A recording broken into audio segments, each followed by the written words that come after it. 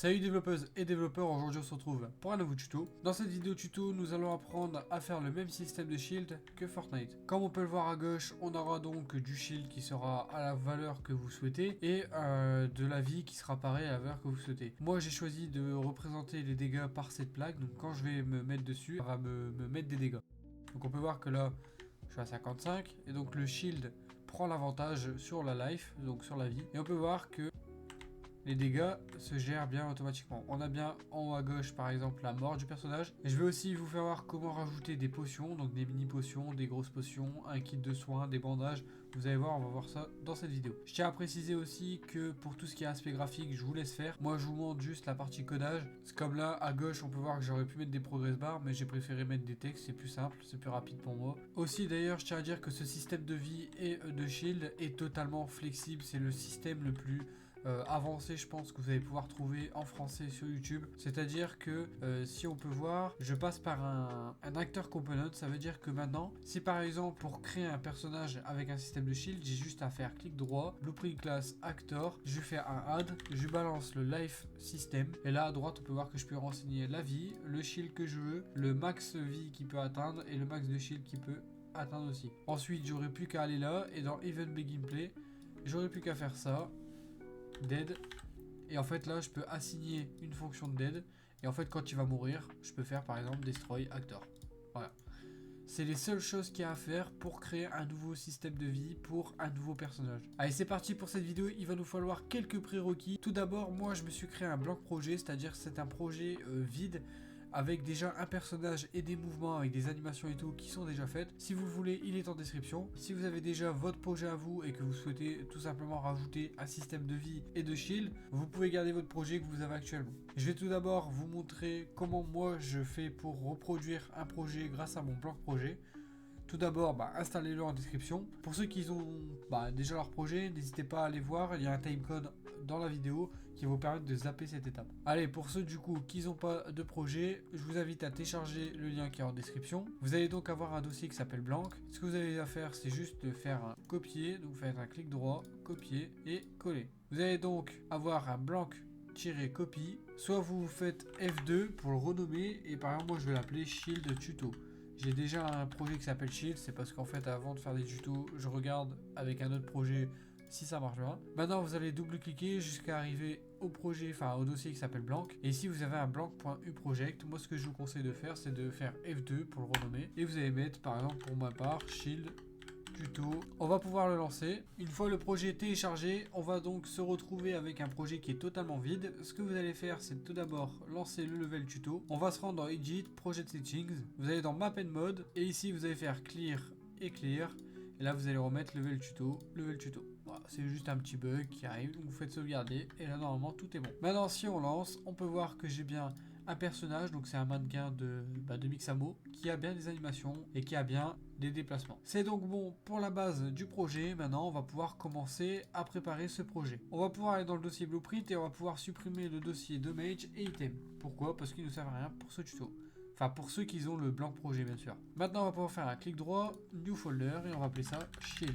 On va double cliquer dessus. Dessus on va pouvoir faire un clic droit, blueprint class et on va créer l'acteur component qui va nous permettre de dupliquer ce système de vie pour n'importe quel acteur. On va appeler ça AC pour acteur component underscore life. On va pouvoir l'ouvrir et on va pouvoir créer d'abord les variables qu'on aura besoin. La première sera une variable de type life, enfin une variable avec le nom life, et on va la mettre de type float. Pourquoi? Parce que la vie d'un joueur, pour que ça soit bien plus précis, on va pas prendre une variable de type integer qui va comprendre que des nombres entiers, on va prendre une variable de type float qui va permettre de comprendre tous les nombres décimaux. On va pouvoir activer l'œil pour pouvoir voir cette variable quand on aura mis l'acteur component dans un acteur. On va pouvoir rajouter une autre variable qui va s'appeler shield et qui sera en type float. On active l'œil, on component save, on CTRL D pour la dupliquer et on va pouvoir faire une autre variable qui va s'appeler max life. On va à nouveau la dupliquer et on va appeler ça max shield. Ce qu'on va pouvoir faire maintenant, c'est faire un event dispatcher. Pour ceux qui ne savent pas, cet event dispatcher va être un event qui va pouvoir, qu'on va pouvoir appeler une seule fois et qui va envoyer une notification dans tous les acteurs qui auront le AC Life et qui auront assigner un événement à cet event dispatcher. On va pouvoir faire un plus et on va appeler ça dead notify, pardon. En fait, cet event dispatcher va être appelé quand la vie sera à 0. On va appeler le fait que notre acteur component life est bel et bien à 0. Donc en fait que notre joueur ou que notre acteur n'a plus de vie. Maintenant que toutes nos variables sont prêtes, ce qu'on va pouvoir faire, c'est commencer à préparer aussi le widget qui va nous permettre d'afficher la vie. On va faire un clic droit, User Interface, Widget Blueprint. On fait un User Widget et on appelle ça UI underscore life. On double-clique dessus, on va pouvoir mettre un Canva panel. Pour ma part, je ne vais pas me complexifier la vie, je vais juste mettre un texte. Voilà, sur le Canva panel, je vais mettre Size to Content, je vais mettre Launcher au milieu gauche, à 0 et là je vais mettre 0.5 qu'elle soit bien au milieu. Maintenant ce que je vais pouvoir faire, c'est aller dans le graphe, créer une nouvelle variable qui va s'appeler AC_Life. Je vais venir récupérer notre acteur component pour pouvoir récupérer la vie, le shield.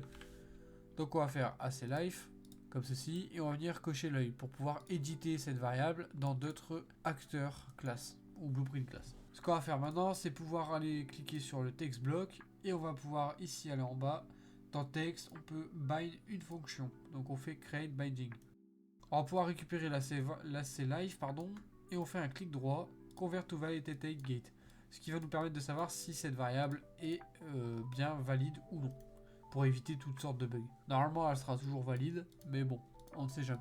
Si c'est valide, du coup, on va vouloir changer le texte. On va faire un format texte. Le format texte, ça va nous permettre de faire un texte un peu plus compliqué que une simple ligne droite. Donc ce qu'on va faire, on va marquer shield, 2 points, et là vous allez faire une accolade, et on va venir marquer dedans, shield par exemple, et on va fermer l'accolade. Si j'appuie sur entrée, on peut voir que j'ai une variable qui se crée qui n'a pas été définie. Alors on ne sait pas encore si elle est une variable de type float, integer, text, name. En fait, c'est une variable qui va se transformer directement en texte. Je vous fais l'exemple. Si je viens sur l'ACLife pour récupérer une variable qui est dedans, je peux faire un getLife pour récupérer la vie. Enfin non, du coup, je vais faire un getShield. Je suis bête. GetShield, comme ceci. Si je la mets dedans, elle va se définir en tant que float. Et du coup, ce qui va permettre en fait que le texte se transforme avec le nombre de shields qu'on a. Maintenant, ce qu'on va pouvoir faire par contre, c'est retourner sur le format texte et on va faire Shift Enter, enfin entrer, pour pouvoir retourner à la ligne. On va marquer maintenant life 2 points et on va faire pareil une accolade comme ceci. Là, je peux mettre n'importe quoi, hein, c'est juste pour moi mieux me repérer. Mais je préfère mettre live du coup à l'intérieur pour savoir que là, on veut la life. Si j'appuie sur entrée, une nouvelle fonction, enfin un nouveau node apparaît. Je le définis en tant que float de cette variable life. Je peux compiler save, donc ce widget est déjà prêt. Maintenant, ce qu'on va devoir faire, c'est créer différentes fonctions. Pourquoi?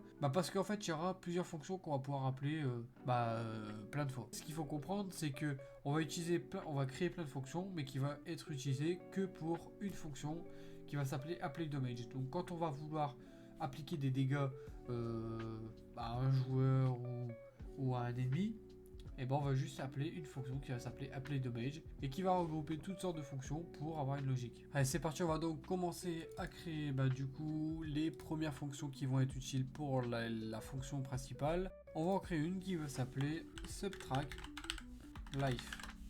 On va double cliquer dessus et en fait on va venir lui mettre une valeur d'entrée qui va s'appeler value. On va la mettre de type float. En fait, ça, ce qu'il faut comprendre, c'est que on va vouloir on va vouloir soustraire à la vie une certaine valeur, et en fait, la value, c'est cette valeur qu'on va vouloir soustraire. Pour ce faire, on va juste récupérer la vie, on va récupérer la value, donc on fait juste un clic droit value, là on a tout en bas get value. En fait, ce qu'il faut comprendre, c'est que ceci, c'est juste, c'est cette valeur ici, sauf que c'est pour rendre notre code plus beau. On va pouvoir faire vie moins, donc subtract moins la value. On va pouvoir faire un clamp. Alors un clamp, qu'est-ce que c'est? Un clamp float, bien sûr. En fait, ça va renseigner, par exemple là, on va renseigner notre valeur, donc value, et on va pouvoir lui renseigner une valeur minimum et une valeur maximum. Donc c'est pour ça que la variable, max life intervient. On va venir la récupérer, on va la mettre dans le max. Ça veut dire quoi concrètement? Concrètement, ça veut dire que notre vie ne pourra pas être inférieure à 0, parce que le minimum c'est 0. Et elle ne pourra pas non plus dépasser le maximum de life qu'on aura défini précédemment. C'est simplement à ça que ça sert le clamp. Si par exemple avec les dégâts que je mets, la vie serait à -5. Le clamp va nous permettre de la laisser à 0. On va pouvoir maintenant set la life, la variable life, sur le return value. On va pouvoir aussi sur le return, regarder si la vie maintenant est inférieure ou égale à 0. On va faire un branch. Du coup, si c'est sur true, ce qu'on va faire, c'est faire dead notify. On va venir faire un call. En fait, si c'est sur true, ça va venir rappeler tous les acteurs qui ont un last life, enfin, l'acteur qui possède last life en question, que il est mort. Donc on va venir faire après un event spécial selon l'acteur dans lequel on se trouve. Et ici, on va pouvoir faire un return node qui va nous permettre de fermer cette fonction. On compare un save et c'est tout pour cette fonction heal. On va pouvoir la cliquer et faire un CTRL D pour la dupliquer. On va venir appeler cette fonction subtract shield. En fait, ça va être exactement la même, sauf que la variable life, on va la remplacer par la variable shield. Et pareil pour la variable max life, on va pouvoir la remplacer par max shield. On va venir mettre max shield sur max, shield sur ce subtract. Et pareil, on va venir set du coup la variable shield sur le return value. Par contre, du coup, pour le shield, on n'a pas besoin de ce node juste ici. On veut pas que dès que le shield est inférieur ou égal à 0, donc dès qu'on a plus le shield, on veut pas mourir, puisqu'on a la vie qui va prendre le retour. Maintenant que ceci est fait, on va pouvoir faire une nouvelle fonction qui va s'appeler shield empty, comme ceci. Cette fonction va nous permettre de savoir si le shield, est-ce qu'on a encore du shield à notre disposition. Ça va être très simple, on récupère le shield, on fait inférieur ou égal, et on fait un branch, enfin non même pas, on va tout simplement faire un return node comme ceci, et on va venir glisser ce booléen dessus. On compare, on save. Ce qu'on va pouvoir faire maintenant, c'est faire une nouvelle fonction qui va nous permettre de récupérer de la vie, parce que si on en perd, on veut bien évidemment en récupérer. On va appeler ça take life, ou bien on peut appeler ça aussi take heal, parce que c'est quand on va récupérer un heal qu'on va récupérer de la vie. Voilà, comme ceci. On va pouvoir, à cette fonction, faire tout l'inverse du subtract, c'est-à-dire une valeur d'entrée qui va s'appeler value, pour savoir quelle valeur on va vouloir ajouter. On va prendre notre variable life, on va d'abord la set, on va la set sur quoi? Sur la valeur value, qui va être juste ici. On va la add, cette fois-ci, pas la subtract, à la value. On va lui mettre un clamp pour caler une valeur maximale qu'on aura prédéfinie précédemment, comme ceci. Donc le max, c'est max life. Voilà. Le return value va sur le life. On compare, on save. On peut dupliquer cette fonction pour l'appeler take shield. En fait, ces fonctions, on va les appeler quand on va boire une mini potion ou prendre un bandage ou un kit de soins. On va pouvoir remplacer tout ce qui est life par shield. Donc ça, max shield et shield, comme ceci. On est tout bon pour toutes les petites fonctions. On va pouvoir passer à la fonction principale. On va faire add et on va appeler cette fonction apply damage. Cette fonction elle est simple. En premier temps, on va vouloir savoir est-ce qu'on a encore du shield. D'ailleurs, j'ai oublié de vous préciser, vous allez cliquer sur shield empty et on va venir transformer cette fonction en fonction pure. C'est-à-dire qu'elle n'a pas besoin de note d'entrée pour être appelée. Maintenant, ce qu'on veut savoir du coup, on va faire un branch sur le retour. Donc on veut savoir est-ce que le shield est à 0. Si oui, alors ce qu'on va faire, c'est qu'on va faire subtract life, donc on va enlever de la vie. On va cliquer sur apply damage et en fait il faut bien évidemment une valeur d'entrée qui s'appelle value et qui est de type float, comme toutes nos autres fonctions. On va pouvoir faire du coup un get value, comme j'ai fait précédemment. Cette variable là est bien évidemment la même que celle-là, c'est juste pour que ça fasse plus beau. Et on va pouvoir faire un return node pour dire qu'on a fini la fonction.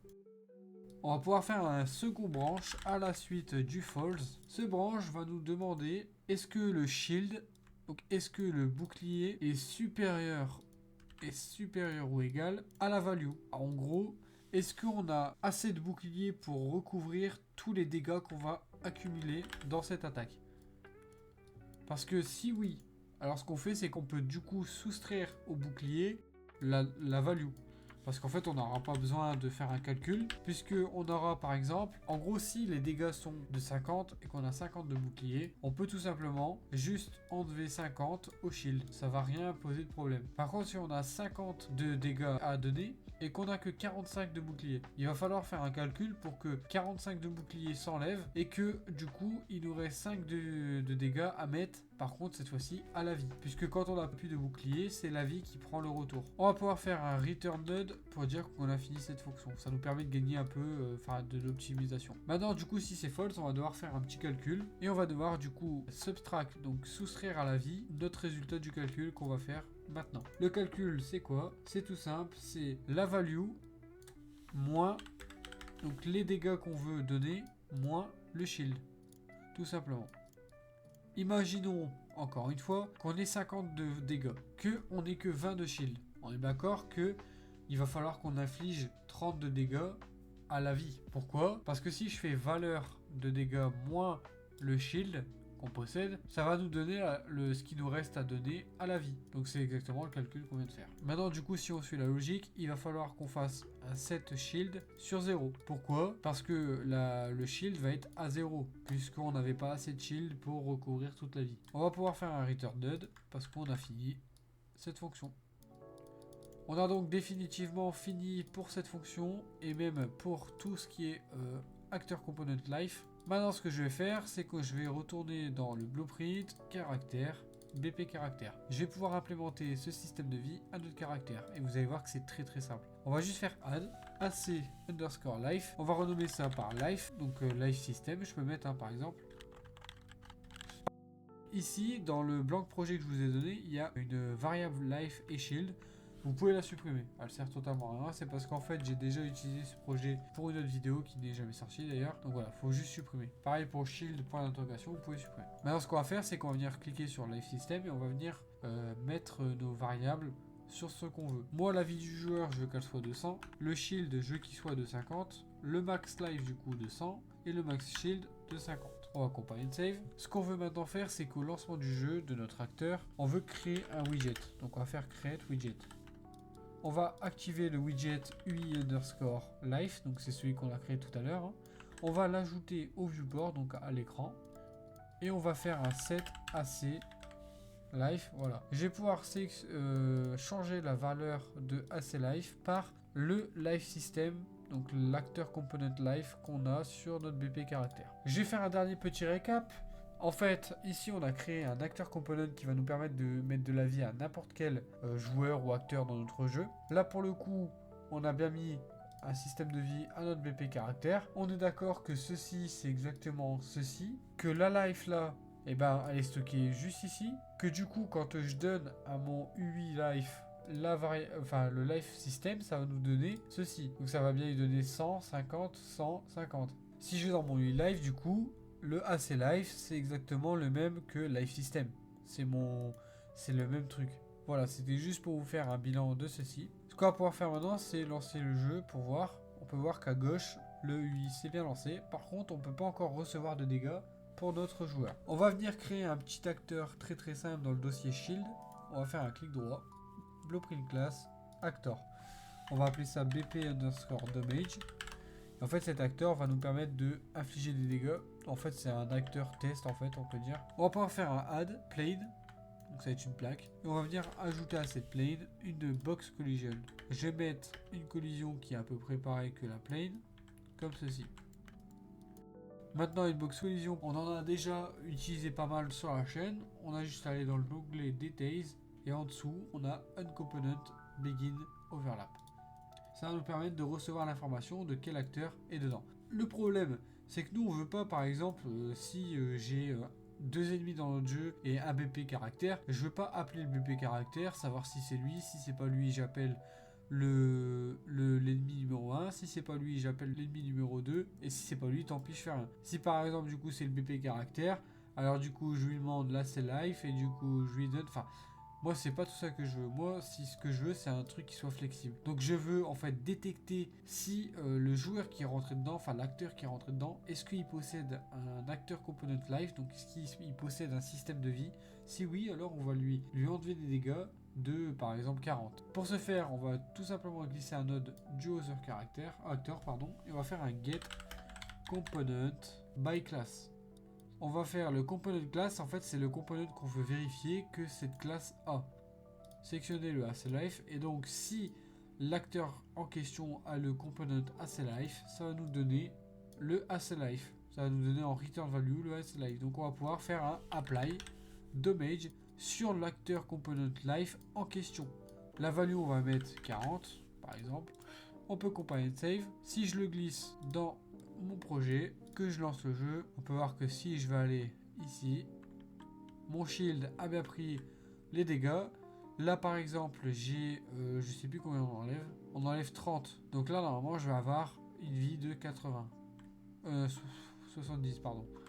On enlève combien? 40, ouais, excusez-moi. Donc ouais, je vais avoir une vie de 70, ce qui est bien logique par rapport au calcul qu'on a fait tout à l'heure. Maintenant, ce que je vais faire, c'est gérer la mort du personnage. Alors, je vais pas vous faire un truc trop fou. Je vais juste mettre un print string en haut à gauche de l'écran pour dire que le personnage est mort. Après, ce sera à vous de mettre un event que vous voulez. Par exemple, créer un widget, désactiver les touches du joueur. Je sais pas, vous faites ce que vous voulez. Moi, je vous montre juste le programme. On va venir tirer un node du on begin play. En fait, au lancement du jeu, on va récupérer le live system qui est juste là en fait. Et en fait, on va faire un dead notify. On va faire assign dead notify.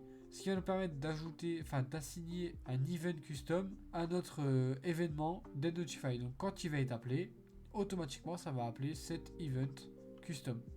On va l'appeler dead event comme ceci.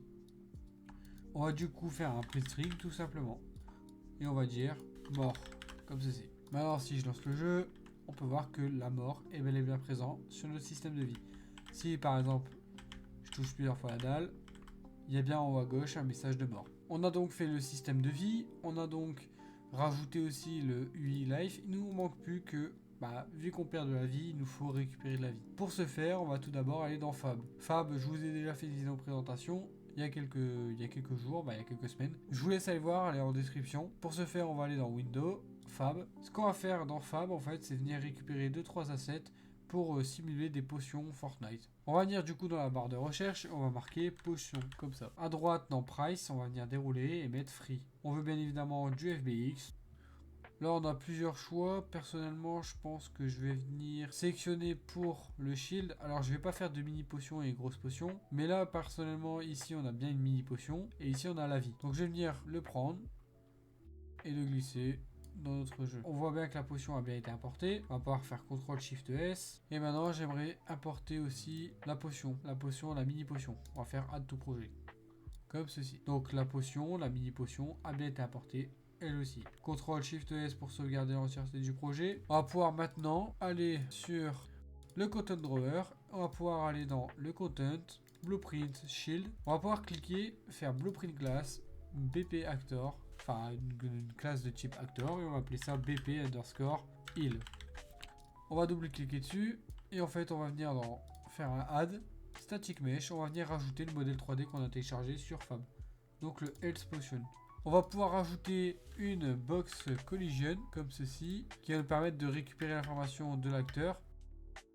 Là vous avez du coup plusieurs options. En fait, soit vous faites en sorte que tous les personnages qui ont un système de vie puissent récupérer cette fiole. Du coup dans ce cas là il faudra récupérer exactement le même code qu'on a fait précédemment. Ou sinon si vous voulez que seulement le BP caractère puisse y accéder, ce que vous faites c'est que vous faites box, vous allez en bas, begin overlap.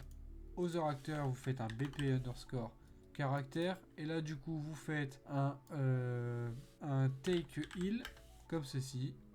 Là c'est bien une potion de heal, du coup on va faire take heal. La value on va la mettre par exemple sur 50 comme vous voulez et on destroy, donc on va détruire l'acteur potion. Maintenant on va pouvoir cliquer dessus, faire un CTRL D et on va appeler ça BP shield. On va double cliquer dessus.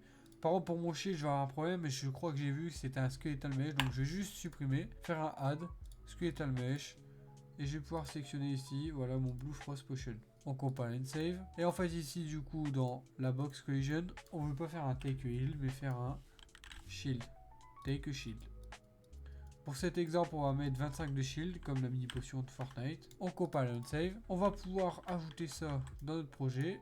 On ajoute la potion qui est un peu grande, mais bon c'est pas grave, c'est juste un projet lambda. Et là ici on rajoute notre potion. Maintenant du coup on a bien un système qui est ressemblant à Fortnite, c'est à dire que si je lance, j'ai bien une plaque qui peut nous, on a bien un système de dégâts qui marche, qui prend bien le shield en premier lieu, et je peux bien récupérer de la vie et du shield bien sûr. C'est tout pour cette vidéo, merci de l'avoir suivi, n'hésite pas à t'abonner, ça nous fait énormément plaisir. À l'heure où je vous parle, personnellement, on a dépassé les 200 abonnés, donc je sais pas si ça va toujours augmenter ou pas. En tout cas, merci à vous, n'hésitez pas à liker, partager, commenter cette vidéo, ça nous fait énormément plaisir. Salut, bonne journée, ciao ciao.